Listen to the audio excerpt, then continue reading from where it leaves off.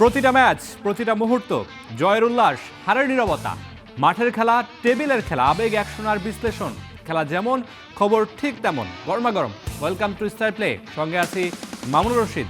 শুরুতেই শিরোনাম। 2 টেস্টের সিরিজ খেলতে আজ অস্ট্রেলিয়া যাবে বাংলাদেশের দ্বিতীয় বহর। এই বহরে যাবেন লিটন সৌম্য সরকার।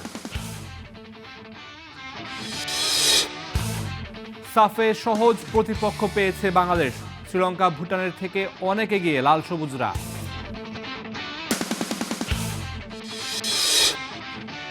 বিশ্বকাপের পর মাঠে ফিরেছেন লিওনেল মেসি। তার ফেরার ম্যাচে পয়েন্ট ভাগাভাগি করে মাঠ ছেড়েছে ইন্টার মায়ামি।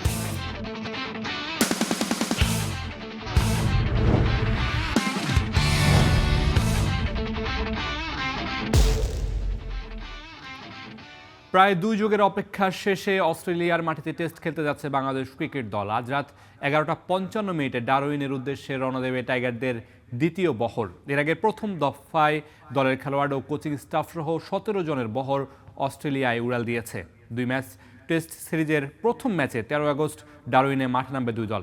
এই ভেন্যুতেই 2003 সালে সবশেষ টেস্ট খেলেছিল বাংলাদেশ। আসন্ন সিরিজে বাংলাদেশের কপাল পুড়িয়েছে একাধিক ক্রিকেটারের ইনজুরি। তবে আশার খবর, শেষ মুহূর্তে সব সংখ্যা কাটিয়ে দলে যুক্ত হয়েছেন লিটন কুমার দাস।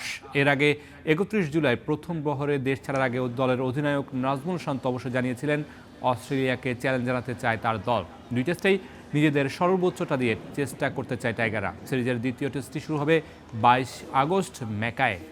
মিরপুরে আছেন সহকর্মী মাহবুব রিমন। তার কাছে যেতে চাই বাংলাদেশ দলের সবশেষ আপডেট, আজকের বহরে কারা কারা যাচ্ছেন সেই বিষয়গুলো নিয়ে জানতে চাইব। রিমন, নিশ্চয় শুনতে পাচ্ছেন, লিটন মুস্তাফিজদেরকে আসলে কেমন দেখলেন? কয়েকদিন ধরে শরীফুল সহ তারা মিরপুর অনুশীলন করছেন এবং আজকে অস্ট্রেলিয়া বাংলাদেশ দলের দ্বিতীয় বহর যাবে, সেখানে কারা কারা যাচ্ছেন একটু বিস্তারিত জানাবেন। নিশ্চয়ই মামুন, সবচাইতে বড় নামটা বোধ হয় লিটন কুমার দাস। ইনজুরিতে তিনি প্রথম টেস্ট থেকে ছিটকে গিয়েছিলেন। সেই লিটন গতকালই বাংলাদেশ ক্রিকেট বোর্ড একটা বিজ্ঞপ্তিতে জানিয়েছে প্রথম টেস্টের জন্য অ্যাভেলেবেল রয়েছে লিটন কুমার দাস। এবং সেই স্বস্তির যে সুবাতাস বলছিলাম, সেই সুবাতাসটা আরও বেড়ে গেছে। আজ মিরপুর যে সেন্টার উইকেট, শেষ সেন্টার উইকেটে লিটন কুমার দাস দীর্ঘ একটা সময় ব্যাটিং করেছেন। এবং আরও এক ইতিবাচক খবর, তার বিরুদ্ধে বোলিং কে করেছেন জানেন? শরীফুল। তিনিও আসলে ইনজুরির কারণে প্রথম টেস্ট থেকে ছিটকে গেছেন। লিটন প্রথম টেস্টে ফিরলেও শরীফুল ফিরতে পারেননি। তবে তার আজকে রিদম দেখে মনে হয়েছে যে অন্তত দ্বিতীয় টেস্টে শরীফুল ফুল ফিট শরীফুলকে পাওয়া যাবে। আর শুধু লিটন নয়, সৌম্য সরকার যাচ্ছেন, কোচিং স্টাফের বেশ যে বাকি সদস্যরা রয়েছেন তারাও যাচ্ছেন। বিসিবির যিনি প্রধান নির্বাচক হাবিবুল বাশার সুমন, তিনিও কিন্তু এই দলের সঙ্গে যাচ্ছেন। এই মুহূর্তে ক্রিকেটার অনুশীলন করছেন। তারা কিন্তু আসলে অস্ট্রেলিয়ার বিপক্ষে টেস্ট সিরিজের জন্য নয়। জানেন যে অস্ট্রেলিয়া টপ T10 যে T20 যে লিগটা রয়েছে, সেই লিগ খেলতেও কিন্তু একটা বহর যাবে।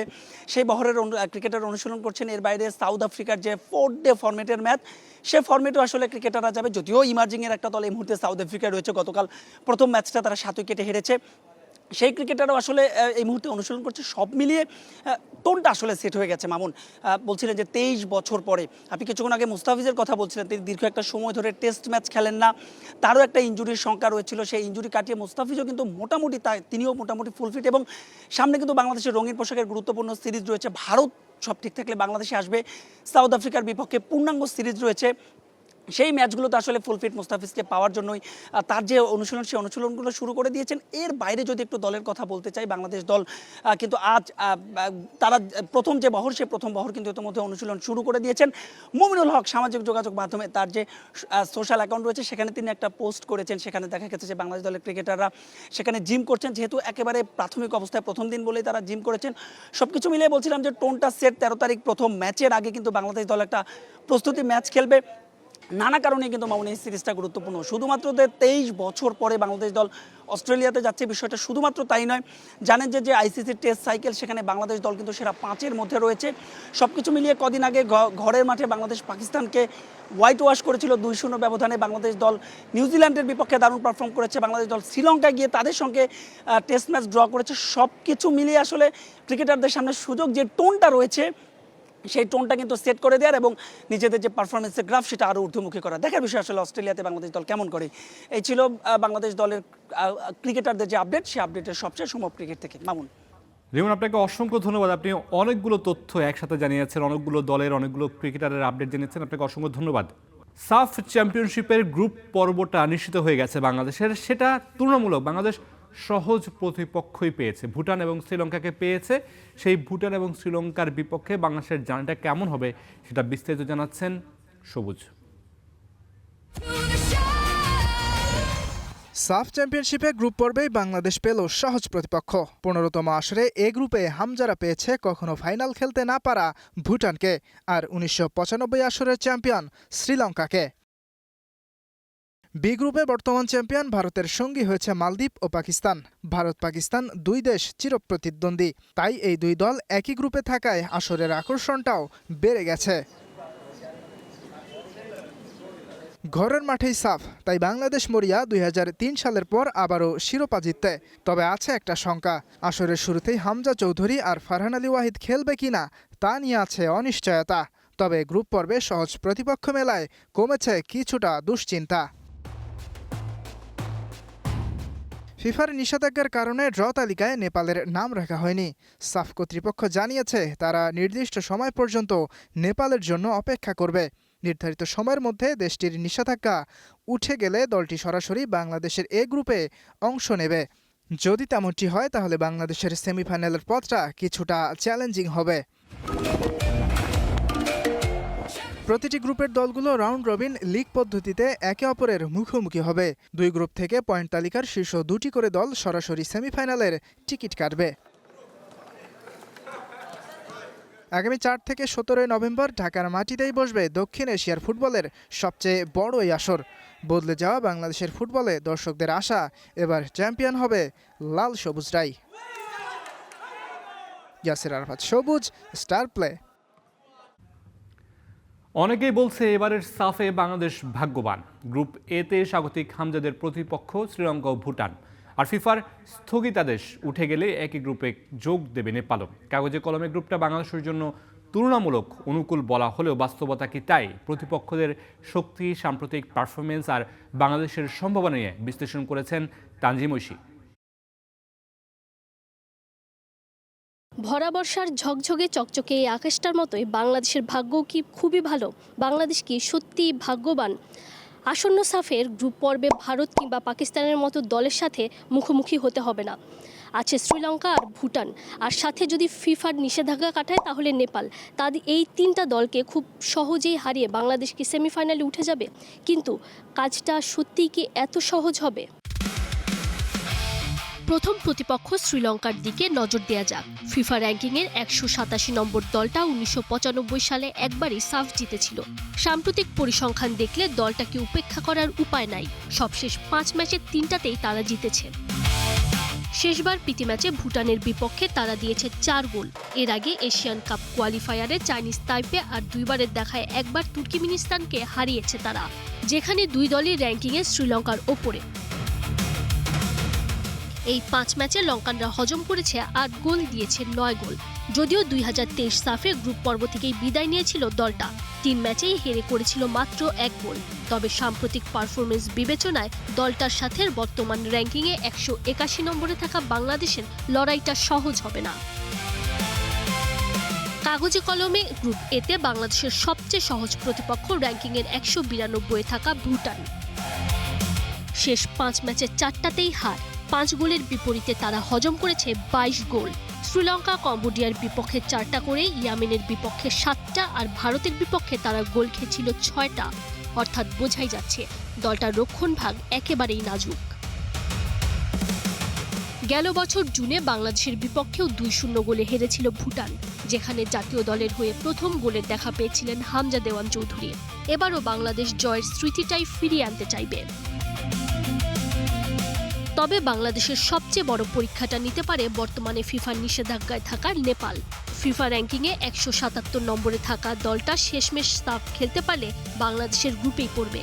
২০২১ সালে সাফের ফাইনালে খেলা নেপাল নিষেধাজ্ঞার আগে সবশেষ ৫ ম্যাচে অবশ্য একটাতেও জয়ের দেখা পায়নি। এ সময় তারা খেলেছে শক্তিশালী ভিয়েতনাম, মালয়েশিয়া সহ লাওস আর বাংলাদেশের বিপক্ষে। লাল সবুজের প্রতিনিধিদের বিপক্ষে সবশেষ ২ দেখায় ২বারই ড্র করেছে নেপালিরা। একবার ২-২, তারও আগে গোলশূন্য ড্র। অর্থাৎ নেপালকে হারাতে ঘাম ছুটতে পারে বাংলাদেশেরও। থমাস, জুলি শীর্ষদের তাই সমীকরণ পরিষ্কার। কাগজে সহজ গ্রুপ হলেও আত্মতুষ্টির সুযোগ নাই। শিরোপার স্বপ্ন পূরণ করতে হলে প্রতিটা ম্যাচেই দেখাতে হবে নিজেদের সেরাটা। কিন্তু বাংলাদেশেরও আত্মবিশ্বাসের কোনো অভাব নেই।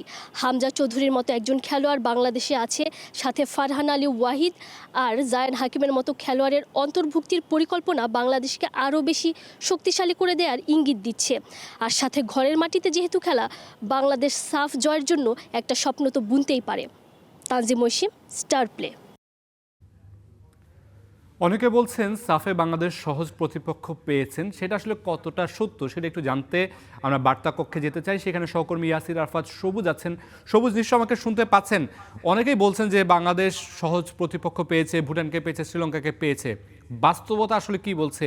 হামজা, ফারহান আলী ওয়াহিদদের নিয়ে একটা অনিশ্চয়তা তৈরি হয়েছে, তাদেরকে গ্রুপ পর্বের ম্যাচে পাওয়া যাবে কিনা। তো সবকিছু মিলে আসলে বাস্তবতা কি বলছে? এখানে সহজ প্রতিপক্ষ বলা হচ্ছে কারণ গ্রুপে হচ্ছে 3টা দল এবং 3 দলের মধ্য থেকে কিন্তু 2টা দলই হচ্ছে সেমিফাইনালে যাবে। তো সেক্ষেত্রে বাংলাদেশ যে গ্রুপে রয়েছে সেখানে নিঃসন্দেহেই বাংলাদেশ এবং শ্রীলঙ্কা এই গ্রুপটাতে ফেভারিট। সেখানে ভুটানকে 2 দলে সহজে হারিয়ে দিতে পারবে, এরকম একটা পরিসংখ্যান করাই যায়। তবে বাংলাদেশের জন্য ভুটান আসলে যতটা সহজ প্রতিপক্ষ, শ্রীলঙ্কার ফুটবল কিন্তু এই মুহূর্তে অনেকটাই বদলে গেছে। আপনাকে আমি একটা সংখ্যা জানিয়ে রাখি, এই মুহূর্তে শ্রীলঙ্কায় খেলছে মোট সম্ভবত 18 জন প্রবাসী ফুটবলার, অর্থাৎ তাদের 26 জনের স্কোয়াডে অধিকাংশ ফুটবলারই হচ্ছে প্রবাসী ফুটবলার। এবং এখানে ইংল্যান্ড থেকে, সুইডেন থেকে, নরওয়ে থেকে, এরকম দেশ থেকে কিন্তু ফুটবলাররা এসে খেলছেন। অর্থাৎ বাংলাদেশেরও যে আমরা বলছি যে বাংলাদেশের ফুটবলের একটা জাগরণ হয়েছে প্রবাসী ফুটবলারদের আসার কারণে, তার থেকেও কিন্তু কয়েক ধাপ এগিয়ে রয়েছে শ্রীলঙ্কা। এবং তাদের এই বদলে যাওয়া ফুটবলে কিন্তু তারা সাম্প্রতিক যে তাদের পারফরমেন্স আমরা তানজিম ঐশীর রিপোর্টটাতে দেখছিলাম, তারা কিন্তু বেশ ভালো করছে। তারা সবশেষ এএফসি বাছাই পর্বে, এশিয়ান কাপ বাছাই পর্বে কিন্তু তারা 3টা ম্যাচ জিতেছে এবং পয়েন্ট তাদের বাংলাদেশের থেকেও বেশি, যদিও তারা অন্য গ্রুপে ছিল। অর্থাৎ বোঝা যাচ্ছে যে বাংলাদেশের জন্য শ্রীলঙ্কা যতটা, ভুটান যতটা সহজ প্রতিপক্ষ, শ্রীলঙ্কা কিন্তু কোনোভাবেও সেই হিসাব করলে সহজ প্রতিপক্ষ নয়। এবং এক্ষেত্রে বাংলাদেশের জন্য আরও একটা ভয়ের ব্যাপার হয়ে দাঁড়াবে যদি এই গ্রুপটাতে নেপাল আসে। কারণ এখানে বলা হয়েছে, সাফের পক্ষ থেকে যেটা জানানো হয়েছে, নেপাল এই মুহূর্তে ফিফার নিষেধাজ্ঞার মধ্যে রয়েছে। তবে সাফের আগে নির্দিষ্ট একটা সময় দেওয়া আছে, সেই সময়ের মধ্যে যদি তাদের নিষেধাজ্ঞাটা উঠে যায়, তারা যদি এই গ্রুপটায় আসে তাহলে কিন্তু বাংলাদেশের জন্য এই পথটা কঠিন হয়ে যাবে, তারা যদি সেমিফাইনালে উঠতে চায়। এবং বাংলাদেশ যেহেতু এবার হোস্ট কান্ট্রি, তারা এবার স্বপ্ন দেখছে সাফ চ্যাম্পিয়ন হওয়ার জন্য। এবং এই স্বপ্নের মধ্যে আরও একটা বাধা তৈরি হতে পারে।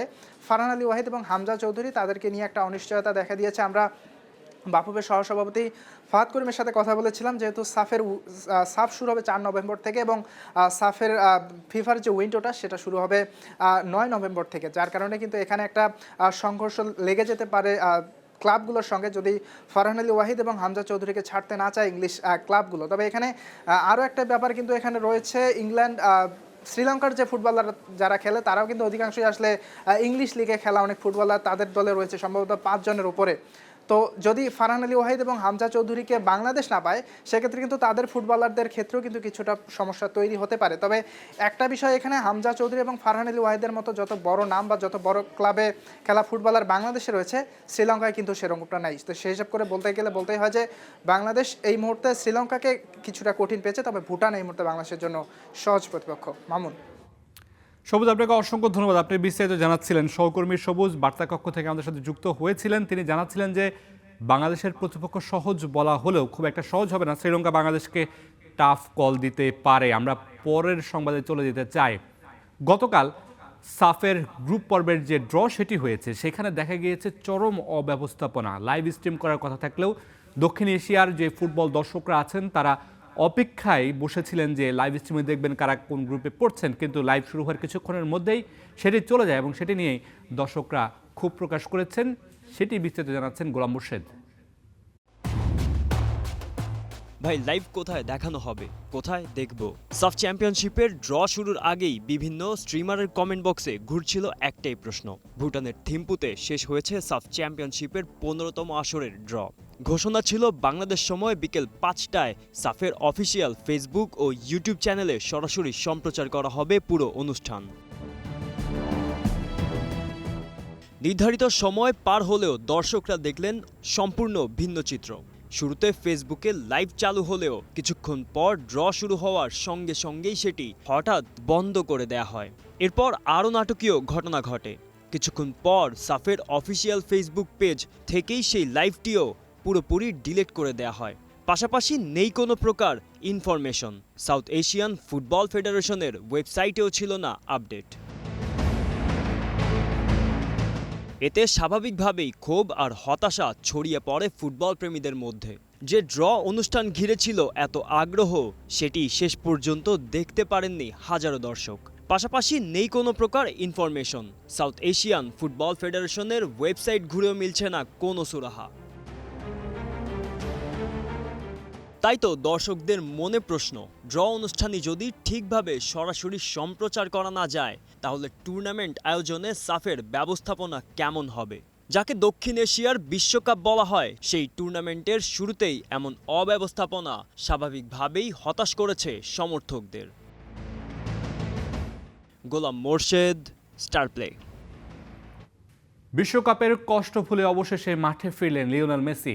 মেজর লিগ সকারের ম্যাচে কলম্বাস ক্রুর বিপক্ষে মাঠে নামেন আর্জেন্টাইন মহাতারকা। তবে লিও ফেরার দিনে জয় পায়নি মায়ামি। দুইবার এগিয়ে গিয়েও করেছে 2-2 গোলের ড্র। মাঠে নামছেন লিওনেল মেসি, পুরো গ্যালারি জুড়ে উচ্ছ্বাস। যেন এই মুহূর্তের জন্যই অপেক্ষা করছিল সবাই, করবেই বা না কেন। ইতিহাসের সর্বকালের অন্যতম সেরা তারকাকে মাঠে ছুটতে দেখার চেয়ে আনন্দের আর কি হতে পারে। বিশ্বকাপের ফাইনালে কান্না ভেজা চোখ নিয়ে মাঠ ছেড়েছিলেন মেসি। এরপর সবুজ গালিচায় আর পা রাখেননি। অবশেষে সেই আক্ষেপ ফুরালো কলম্বাস ক্রুর বিপক্ষে। তবে মাঠে ফিরে মায়ামিকে জয় এনে দিতে পারেননি আর্জেন্টাইন তারকা। দল যখন এগিয়ে তখন দ্বিতীয়ার্ধে মাঠে নামেন মেসি।